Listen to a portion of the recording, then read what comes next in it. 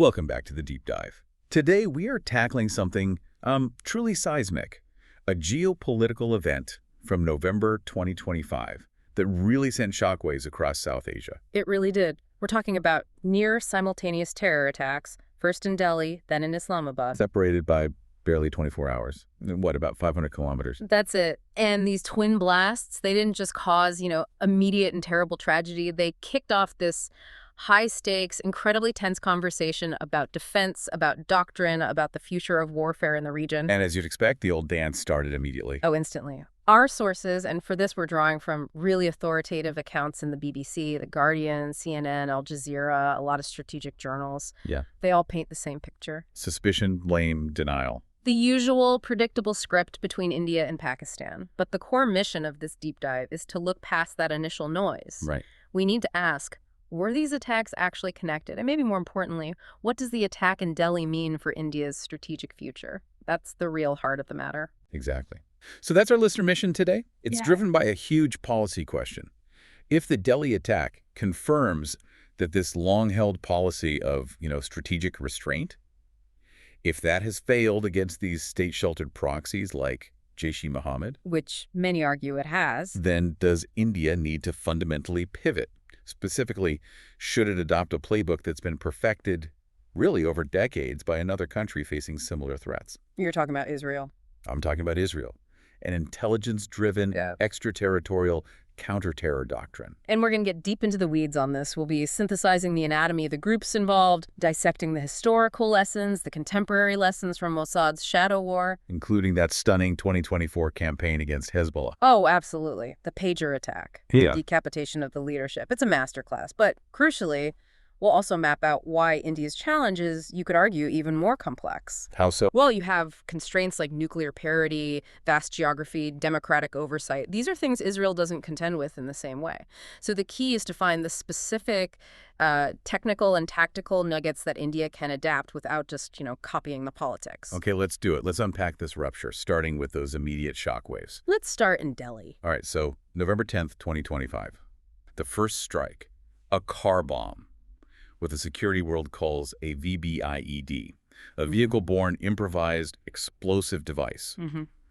And the location, the Red Fort. The symbolism is just, it's overwhelming. The location was chosen for maximum psychological impact, not just maximum casualty. Explain that, because for many listeners, it might just be a famous historical site. Well, it's far more than a tourist site. The Red Fort, the Lal Kila, is where India's prime minister hoists the national flag every single Independence Day. It represents the sovereignty, the history, the very continuity of the modern Indian state. A car bomb detonating there. A car bomb detonating there, verifiably killing between 8 and 12 people, injuring over 20 more. It sends a message. It's designed to destabilize the political calm of the capital itself.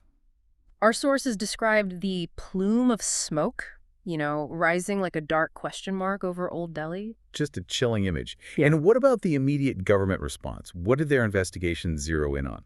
The Indian government was immediate and completely unequivocal. This was a terror attack by anti-national forces. There was no hesitation. On the investigation. It very quickly settled on let's call it the traditional threat map.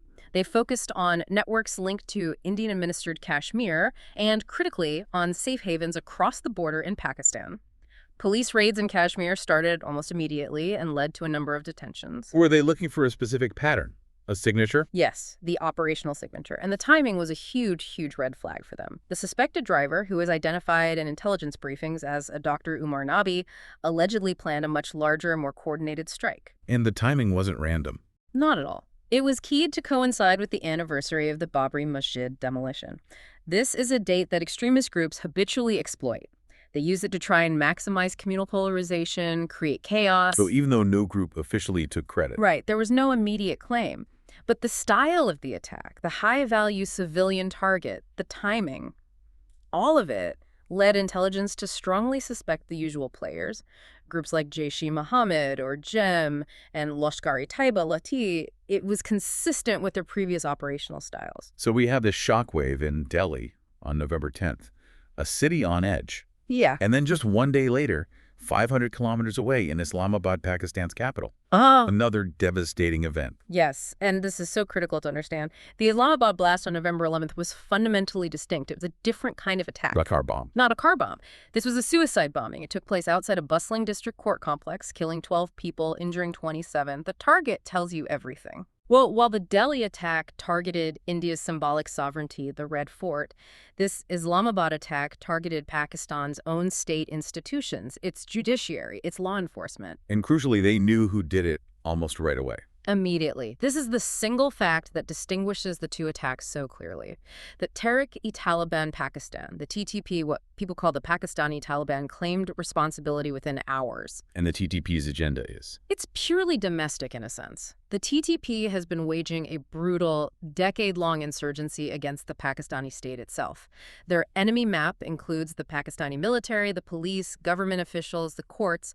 They have absolutely no known ideological or operational interest in attacking India. Their fight is with Islamabad, not Delhi. Precisely. So how did the Pakistani government handle this? I mean, they're dealing with a crisis at home while India is pointing a finger at them for the Delhi attack. That's an incredibly difficult position.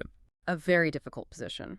On one hand, the defense minister came out and declared a national state of war, fully acknowledging the severe internal threat from the TTP.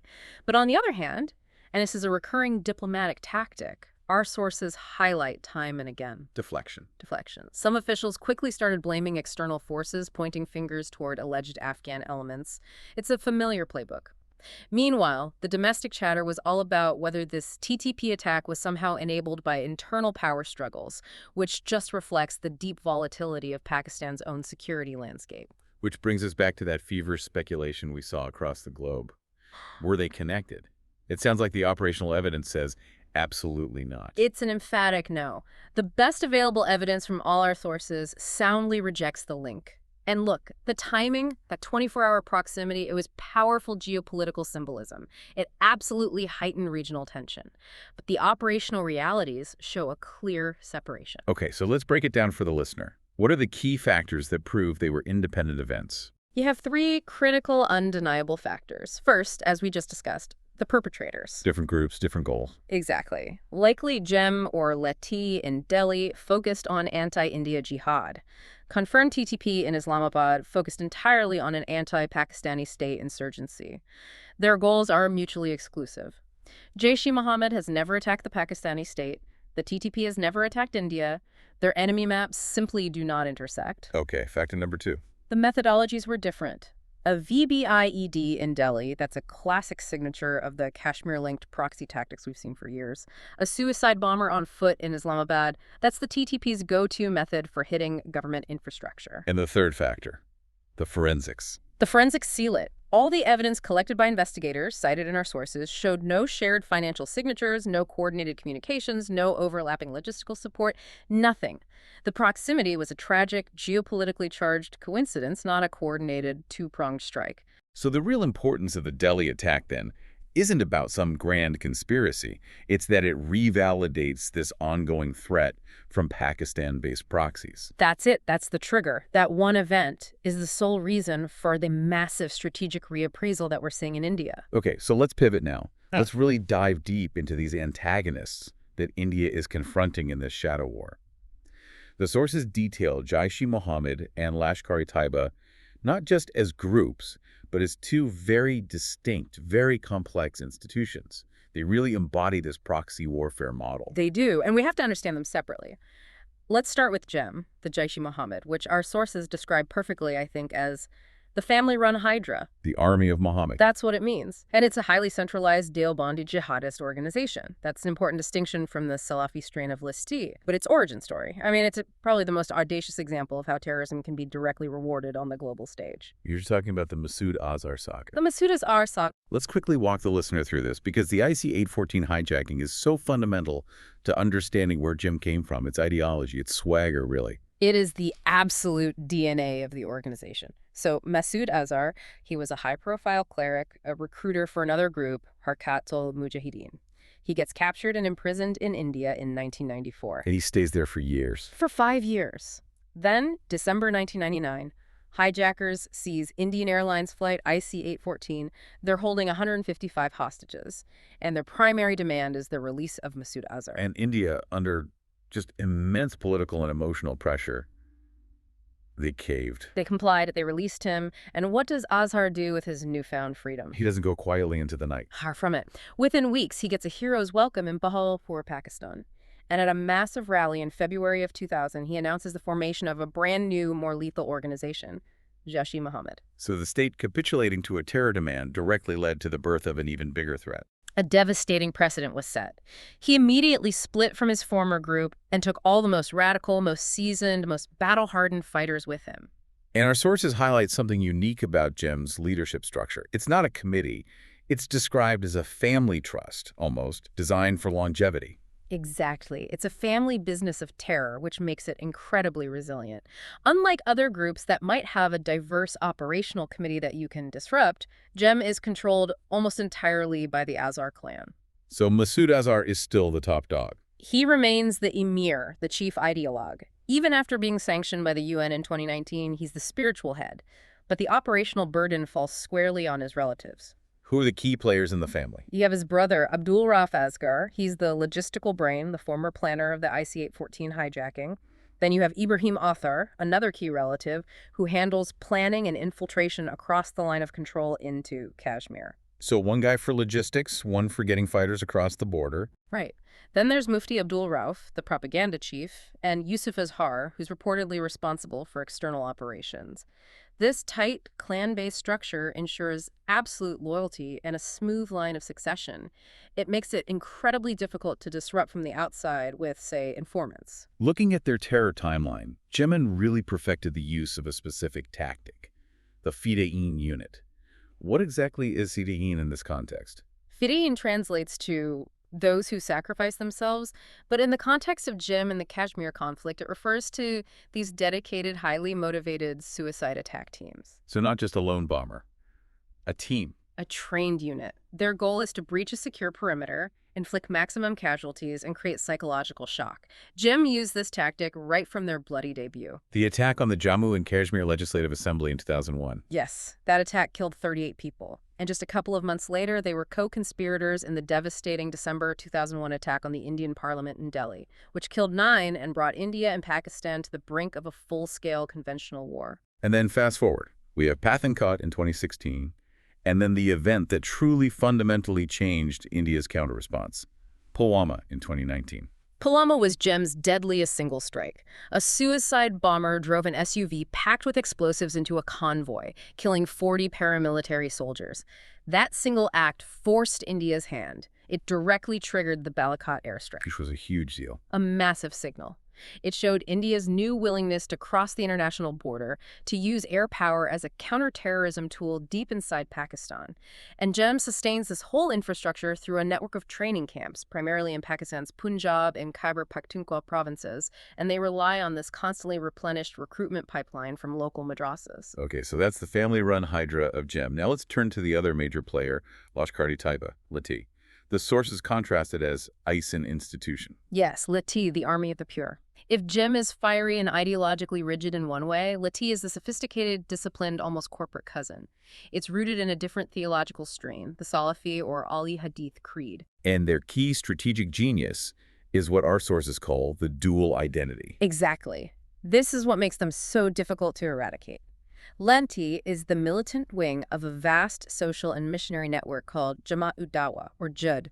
So they perfectly blend militancy with charity. They use schools, hospitals, disaster relief. All of it. They use it to gain local legitimacy, to build grassroots support. It creates a human shield for their operations. Can you give an example of that in action? The 2005 Kashmir earthquake is the textbook case. It was a massive humanitarian disaster, and JUD was on the ground with relief supplies faster and more efficiently than the Pakistani state in many areas. That cemented their support among many Pakistani Sunnis, and it allowed them to openly recruit and fundraise under the guise of charity. And this camouflage is key to their survival on the world stage. It's everything. When global pressure mounts, say from the FATF, the Financial Action Task Force, which tries to curb terror financing, they just switch names. They operate under aliases like Qudumul Islam or Tehrik-i-Taliban Pakistan. This bureaucratic fluidity, this shell game, allows them to survive repeated international bans. Who are the key figures driving this dual identity organization? Who's at the top? Well, the ideological founder and public face is Hafez Saeed. He's a former university professor of Islamic studies, a missionary. He's been under UN sanctions since 2008. And his whole game is to maintain this deceptive facade, constantly denying any link to the attacks Lati carries out. But he's not the operational guy. No, the operational muscle, the real strategic brain, belongs to a man named Zaki-ur-Rehman Lakvi. He is the undisputed operational commander, the chief architect of the 26/11 Mumbai attacks, and he's known for his deep alleged ties to elements within Pakistan's security establishment, the ISI. Let's ideological rigidity is also a strategic choice, isn't it? It's very focused. Absolutely. They focus their ideological venom outward. It's anti-India, anti-US, anti-Israel, but, and this is a critical point, they strategically avoid sectarian killing inside Pakistan. Unlike the TTP. Exactly. This calculated restraint is a key reason why they allegedly maintain protection from certain elements of the Pakistani state bureaucracy. They present themselves as a strategic asset, not a domestic threat. And their catalog of carnage is extensive. But the 2008 Mumbai attacks, 26/11, that remains the high watermark of their operational sophistication. What was it about that attack that so terrified global intelligence agencies?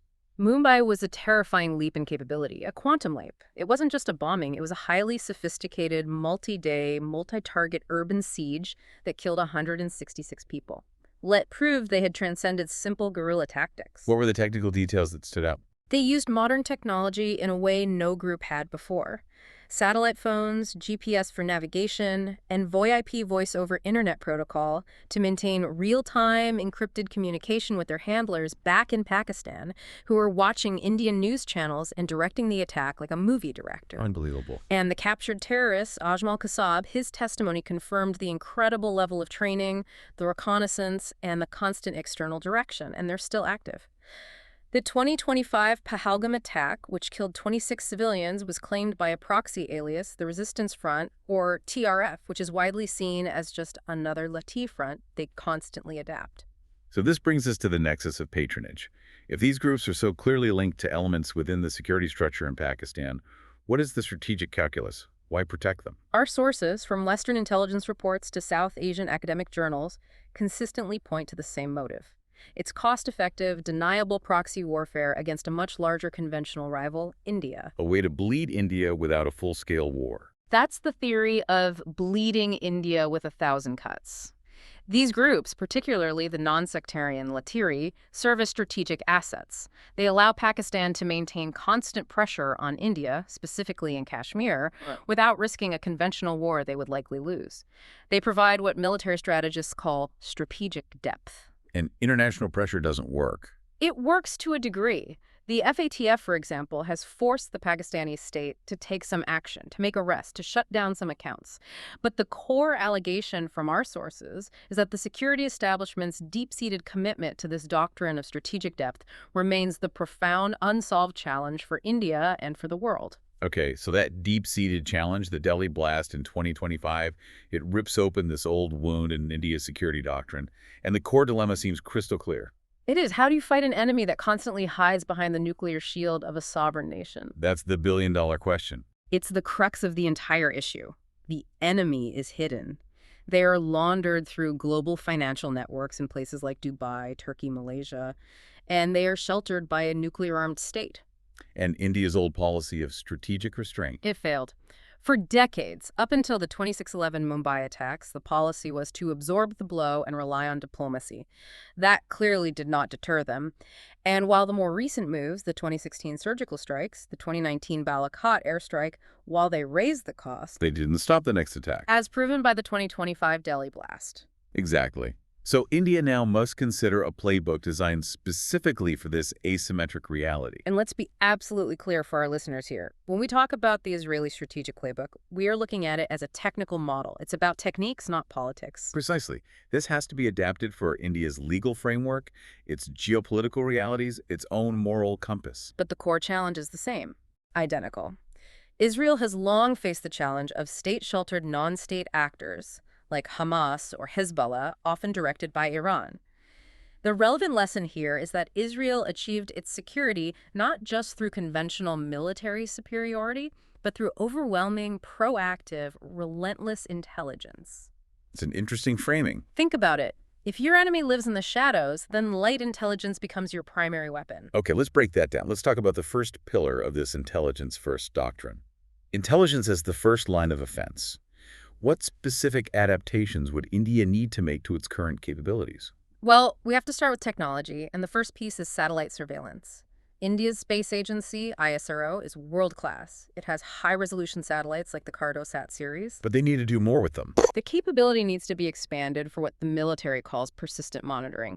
This means continuous, real-time, high-resolution surveillance of known militant camps in Pakistan-occupied Kashmir, or POK. You move beyond taking static pictures to tracking patterns of life, vehicle movements, training schedules in real time. Okay, so that's the eye in the sky. What about on the ground? The most difficult area. Human intelligence or human? This is where Mossad sets the global standard, and it's where India's RAW, the Research and Analysis Wing, must continue to deepen its game. It's not easy. It requires long-term, deep cover operations. Not just flipping an informant at the border. No. This is about cultivating assets not just at the line of control, but within the global financial diaspora where these groups raise their money. We're talking about embedding operatives in extremist online forums, cultivating deep liaisons with Middle Eastern partners, many of whom now see groups like JeM and Lashkar-e-Taiba as a threat to their own regimes. So the goal isn't to react to an attack. The goal is to predict the attack 18 months out, not respond to it 18 hours after it happens. And finally, the third piece of this intelligence puzzle, the weaponization of data, cyber intelligence. You mentioned Israel's famed Unit 8200. How does that model apply to India's needs? Unit 8200 is Israel's elite signals intelligence and cyber warfare unit. For India, adapting this model means moving beyond just basic cyber defense to aggressive, AI-driven penetration. What does that look like in practice? It means a massive expansion of AI-driven pattern analysis to track the constantly shifting flow of illicit funds, the Hawala transactions, the newly adopted crypto channels that are so hard to trace. It also requires malware-based penetration of the encrypted communication apps that JeM and Lashkar-e-Taiba rely on to plan their operations. You're in their phones and their chats. You're in their digital ecosystem. And finally, a huge focus on supply chain tracking. You need to know exactly where the precursors for explosives are being purchased, who is transporting them, what routes they're taking. The goal is to neutralize the operation before the bomb is even built. This sounds less like an upgrade and more like a complete reorientation of resources and mindset. It is a fundamental mindset shift. You go from being reactive to being relentlessly, obsessively proactive. The core principle is this. If you can generate a constant abundance of high-quality intelligence, your military response becomes infinitely more precise, more targeted, and, critically, far less likely to trigger an unwanted conventional war. So to really understand the scale of this shift India is contemplating, we have to understand the source of the playbook itself. Let's talk about the Mossad. Formally established in 1949, it's really more than an intelligence agency. It's an institutional ethos. Absolutely. It was forged in the fires of conflict. Figures like its early director, Isser Harel, instilled this ethos of extreme vigilance, bordering on obsession, that was born from the existential trauma of the Holocaust and the constant state of war in its early decades. Its very existence is a statement about a small state's need for overwhelming security through intelligence. And its organizational architecture, though it's officially secret, it reveals this operational complexity. Intelligence historians typically map it out into three essential components. First, you have ZOMIT, the collections division. That's the engine room of classic human agent recruitment, running spies, long-term infiltration. Stuff of spy novels. Right. Then you have TEVIL, the political action and liaison division. This is fascinating. It handles covert diplomacy with nations that officially shun Israel. It maintains the crucial back channels for security cooperation. And third, the legendary part. Caesarea, which contains the even more specialized Kedon unit. This is the elite paramilitary force tasked with the most sensitive operations. Assassinations, sabotage, capture operations. They operate completely in the shadows. And their motto, which comes from the Book of Proverbs, it seems to justify this entire enterprise of constant vigilance. It does. It says, Where there is no guidance, a nation falls, but in an abundance of counselors, there is safety. It underpins the whole philosophy. It asserts that deep layered intelligence isn't just useful, it's the primary moral and strategic tool for national survival. So let's walk through some of the operations that built this formidable reputation. Let's start with Operation Finale in 1960. The capture of the Nazi war criminal Adolf Eichmann in Buenos Aires. This was a foundational act for Mossad. It was a statement of moral retribution. How so? Mossad reached across oceans into a sovereign country, abducted him, and smuggled him back to Israel for a public trial. It established the agency's extraterritorial reach and, more importantly, its willingness to violate traditional sovereignty for what the Israeli state deemed a moral necessity. That set a key precedent for the kind of targeted capture operations India may now need to consider. Okay, then you have the classic deep infiltration story, the case of Eli Cohen. Cohen's story, from 1962 to 1965, is legendary humanities. It's what every agency dreams of. Operating under the cover of a wealthy Syrian businessman named Kamel Amin Thaibet, he infiltrated Syria's highest social and military circles. Being friends with generals. He was on the verge of being appointed deputy defense minister, according to some accounts. The intelligence he provided, including minute details about Syrian military placements on the Golan Heights, is widely credited with being a major factor in Israel's decisive victory in the 1967 Six-Day War. It proved that one perfectly placed agent can literally alter the course of history. Then, after the horrific Munich massacre in 1972, the focus shifts to proactive counterterrorism with Operation Wrath of God. This seems like the operation India has to study most closely, both for its effectiveness and for its ethical liabilities. Absolutely. Wrath of God was a global, decades-long campaign of assassinations targeting the Black September members and PLO operatives linked to the attack on the Israeli athletes. It established the doctrine of preemptive assassination against non-state actors operating anywhere in the world. But this is where India has to be extremely cautious. Extremely. Because the campaign included catastrophic errors, most famously the Lillehammer affair in 1973.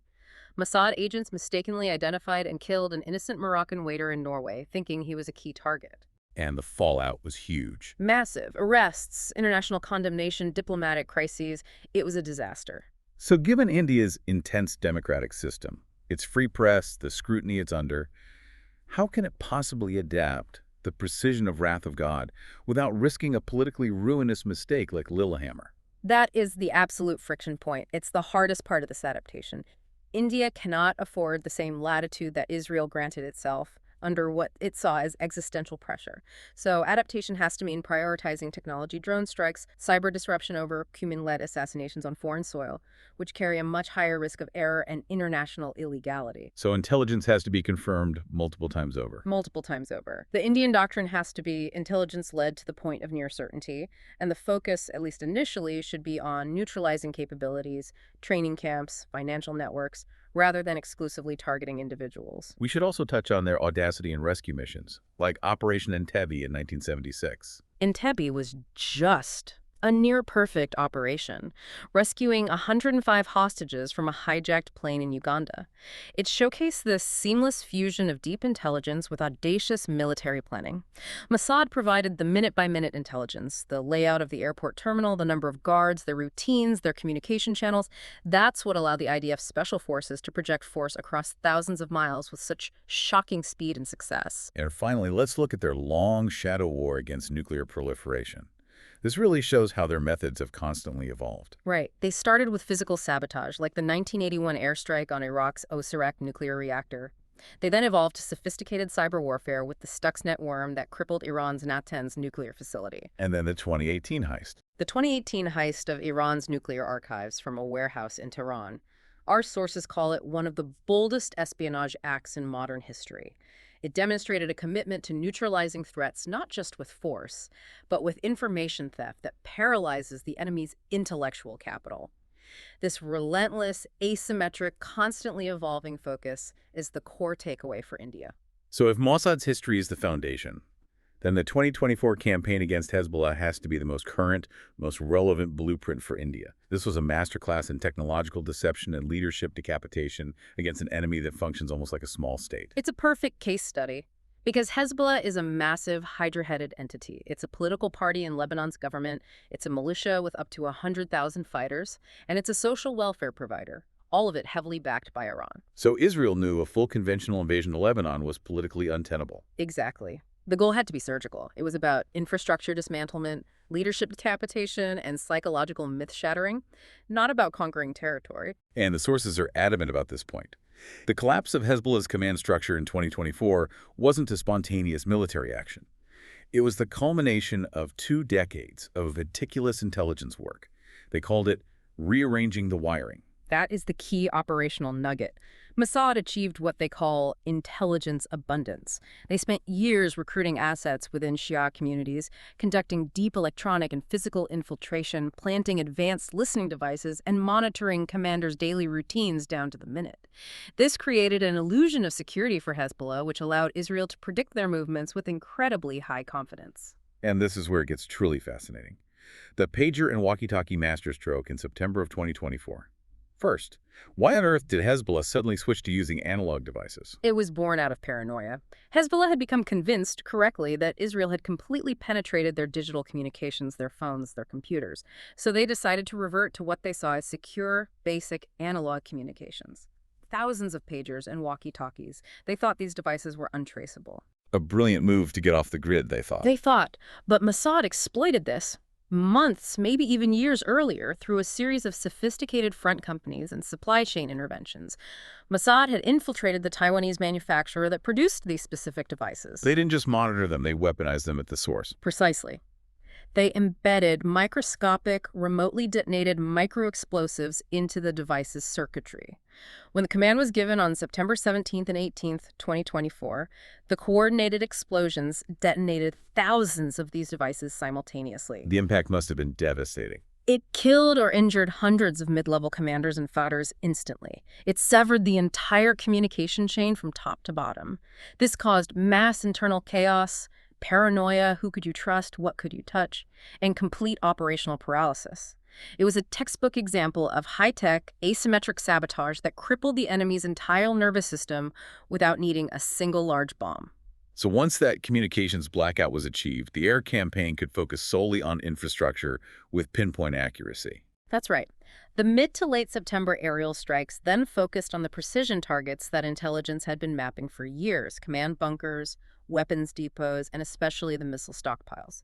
Israel claimed the destruction of approximately 200,000 rockets and missiles. This was purely about crippling capability, moving thousands of tons of munitions off the board. And then came the final psychological masterstroke, the death of Hassan Nasrallah. On September 27, 2024, Nasrallah, Hezbollah's charismatic and long-serving Secretary General, was killed in a bunker-busting strike along with other senior commanders. He had survived for so long and often used his deep underground existence to reinforce his myth of permanence and invincibility. And his death shattered that myth. It shattered it. His death, reportedly by suffocation under the rubble of his command bunker, was a massive psychological blow. It led to a huge drop in morale and recruitment. The organization lost its ideological lodestar. The use of ground forces after the air campaign was also very precise, very limited. It wasn't occupation. No, the ground incursions from late September to November were strictly intelligence-driven. They were a scalpel, not a hammer. The goal was to go in, dismantle tunnels, secure intelligence caches, capture any remaining assets, and get out, not to occupy land. This distinction is critical for India, which also needs to seek punitive action without getting bogged down in large-scale land incursions that risk massive escalation. So the outcome, by the end of 2024, was a clear strategic victory for Israel. What did this mean for Hezbollah's future capability? The intelligence assessments showed that 80 to 90% of Hezbollah's senior command structure was eliminated, and their arsenal was severely crippled. The organization was forced into a state of disorganized rebuilding, all while under constant Israeli surveillance. The whole campaign proved that sustained technological intelligence, culminating in these audacious acts of sabotage, is the necessary prerequisite for achieving an asymmetric strategic victory against a powerful, state-sheltered terror army. Okay, so this brings us right to the core challenge. Yeah. How do you translate that incredible playbook for India? We've established that the enemy, JeM and Lashkar-e-Taiba, they survive by geography, by hiding. So Pillar 2 have to be about fighting them where they are, multi-continentally. Exactly. India has to move from a border-centric defense posture to a multi-continental extraterritorial offense. This is what you mean by asymmetric defense. You have to recognize that the enemy's logistics, their money, their propaganda, their bomb-making precursors are often located far, far away from the line of control in Kashmir. So what does India's version of this asymmetric defense look like in practical, concrete terms? Well, it needs to leverage the surgical application of both force and technology. This includes targeted drone strikes in remote militant corridors in Pokhara, which reduces the risk to Indian personnel on the ground. But more importantly, it requires comprehensive cyber sabotage, meaning aggressively going after and destroying JeM and Lashkar-e-Taiba's entire digital ecosystem, their encrypted communication apps, their social media propaganda channels, their online recruitment pipelines. You have to make the digital space toxic for them. Let's really dive deep into the financial warfare aspect, what our sources call financial decapitation. This seems critical, given how JeM and Lashkar-e-Taiba survive via these global networks. This is perhaps the most important non-military pillar. At the end of the day, these terror groups are fueled by money, and they rely on the weaknesses and loopholes in global financial controls. And they move funds through these non-traditional channels. Right. They use Hawala, which is an ancient, informal, trust-based money transfer system that leaves almost no paper trail. And increasingly, they're using cryptocurrency. So India needs the capability to freeze or neutralize these assets as they're routed through major transit hubs like Dubai, Qatar, Turkey, or Malaysia. But how does an agency like India's NIA, the National Investigation Agency, even begin to track something as untraceable as Hawala or crypto? It's incredibly difficult. It requires a combination of advanced technology and deep human intelligence and liaison. For Hawala, it's about mapping the underlying human networks. It means cultivating informants within those diaspora communities, often through partnerships with Gulf states who now have their own security reasons to want to shut these pipelines down. And for crypto? For crypto, it involves sophisticated AI-driven analysis of the blockchain to identify specific digital wallets linked to known terror actors. Then it's about using international pressure or technological means to freeze those funds the moment they hit a traceable exchange point where they try to convert it to cash. And you mentioned in the outline these truly Mossad-inspired moves, targeted capture operations, the Eichmann precedent. This is the sharp end of the stick. Targeted capture or neutralization operations against high-value logistics coordinators or financial facilitators living abroad would send the clearest possible signal that India is willing to extend its reach globally. So if an operative is funneling millions to JeM from a safe house in a European capital, India must develop the capability to neutralize that threat, whether it's through technological disruption of their finances or, in very rare, very specific cases, a targeted capture. But it would have to be executed within a carefully managed ethical and political framework to avoid the kind of diplomatic fallout we saw with Lillehammer. Okay, which brings us to Pillar 3, the ultimate balancing act.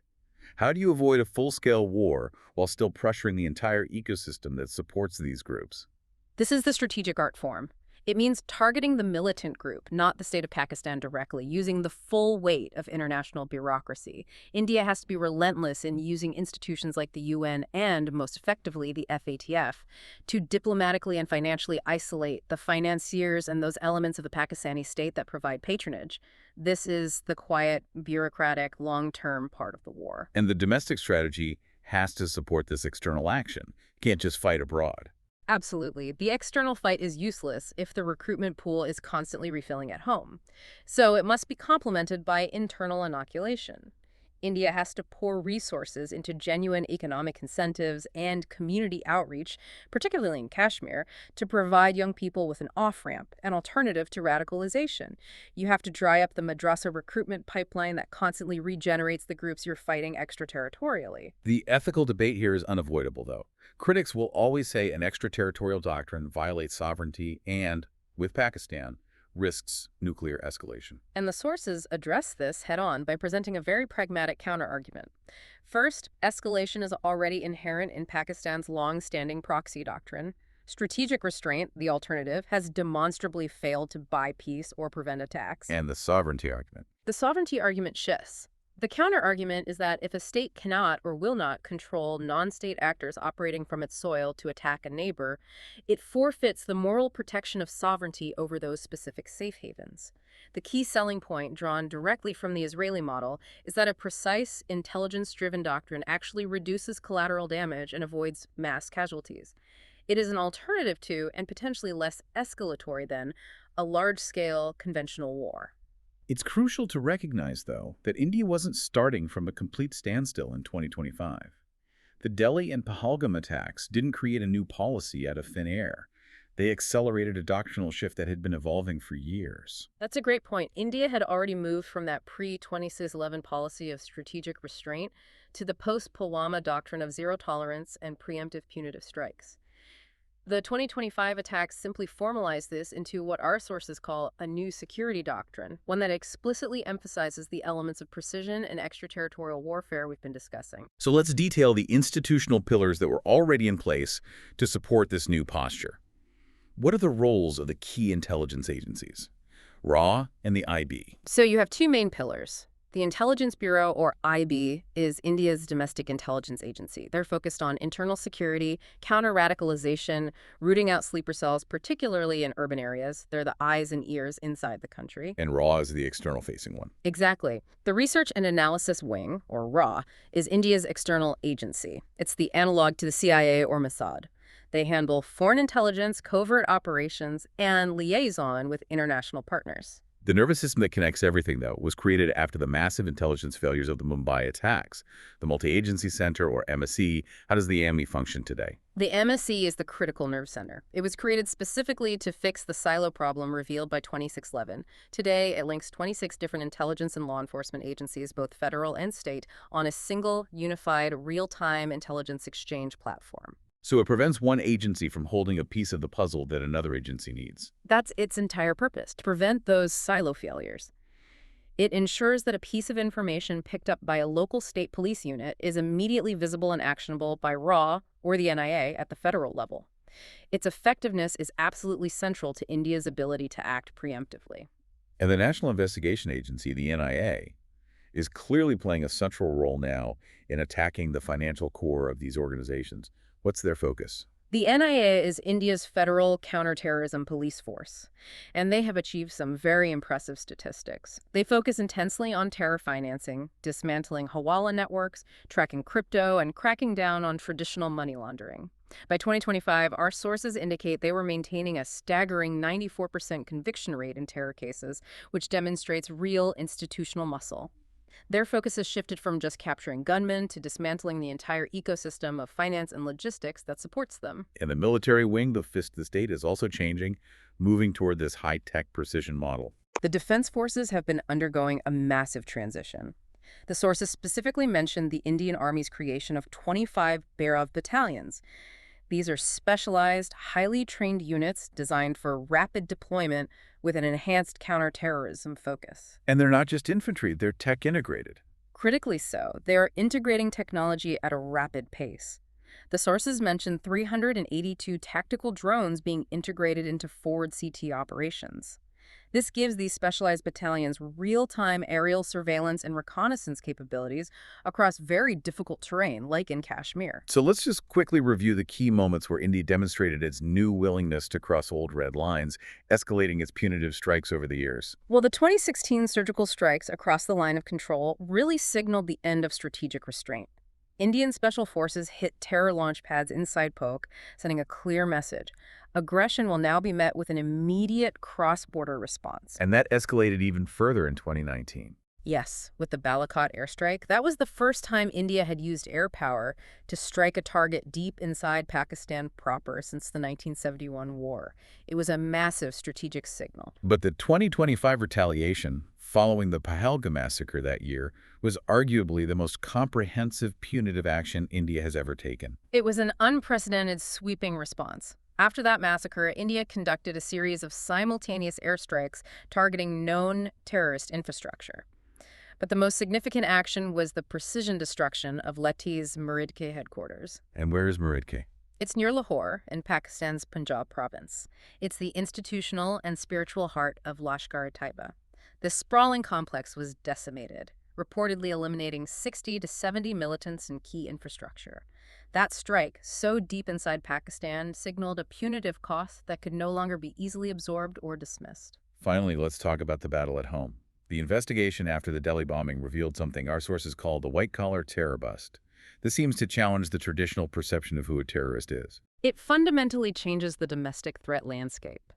The raids that followed the Red Fort blast led to the arrest of lawyers, bankers, chartered accountants, and tech freelancers. Not the usual image. Not at all. These were educated, urban professionals who were deeply involved in laundering money for these groups and, in some cases, helping move massive amounts of material, including, in one instance, 2,900 kilograms of explosives. This proves that terror networks are now deeply embedded in the modern, educated urban economy. It forces the NIA and the IB to treat terrorism not just as an ideology problem, but as a complex white-collar crime problem. Okay, so we've established the strength and the relevance of the Israel playbook. But India cannot just copy and paste it. The sources are very clear that India's challenge is, in many ways, exponentially harder. Let's revisit that comparative matrix. Why is India's job so much tougher? We really need to understand the scale of difference between the threats. Hezbollah, Israel's main adversary in this model, is a state-like organization. It's territorially fixed in southern Lebanon, it controls infrastructure, it has an arsenal of heavy rockets. It's a static target, in a way. A difficult one, but yes. JeM and Lashkar-e-Taiba, on the other hand, are what our sources call liquid proxy militias. They're smaller. They use tactics like VBIEDs, and they rely entirely on the protection and bureaucratic camouflage offered by the Pakistani state. Their capacity for regeneration is the defining difficulty. Okay, let's start with the biggest constraint, the elephant in the room, nuclear parity. How does this constrain India in a way Israel isn't? Nuclear parity places a hard, unbreachable ceiling on conventional escalation. It changes everything. Israel can strike Hezbollah in Lebanon with relative freedom, knowing that the response, while painful, will almost certainly not involve strategic weapons. India doesn't have that luxury. India's strategic depth is incredibly shallow. Any large-scale conventional punitive strike against Pakistan risks crossing Islamabad's nuclear red lines, which could activate the nuclear escalation ladder. This reality forces India's response to remain surgical, precise, and heavily reliant on deniable, technologically advanced methods to avoid tipping the entire region into a catastrophic conflict. Then there is the sheer logistical nightmare of India's size, its geography, and its population. The scale is just incompatible with Israel's compact geography. It's a whole different universe. India has to monitor 1.4 billion people, over 3.2 million square kilometers of territory, and more than 14,000 kilometers of highly diverse and often porous borders and coastline. So terrorists can just vanish. They can vanish into sympathetic urban centers with millions of people, or simply use the vastness of the borderlands as cover. This exponential size dictates that India's intelligence system must be heavily driven by technology, drones, AI, satellite surveillance, just to have a chance of keeping up. And the democratic constraints. Yeah. You could argue they're much tighter in India than in Israel, especially when dealing with communal sensitivities. Absolutely. India is the world's largest, most complex, and most boisterous democracy. Any action, especially a covert or extraterritorial one, must be navigated through a gauntlet of due process, intense opposition politics, and constant scrutiny from a free press and international human rights organizations. Which restricts the freedom of action for agencies like RAW. It severely restricts their operational latitude when conducting covert operations. And the need to maintain communal harmony at home requires India's counter-terror measures to be, and to be seen as, impartial and focus strictly on criminal intent.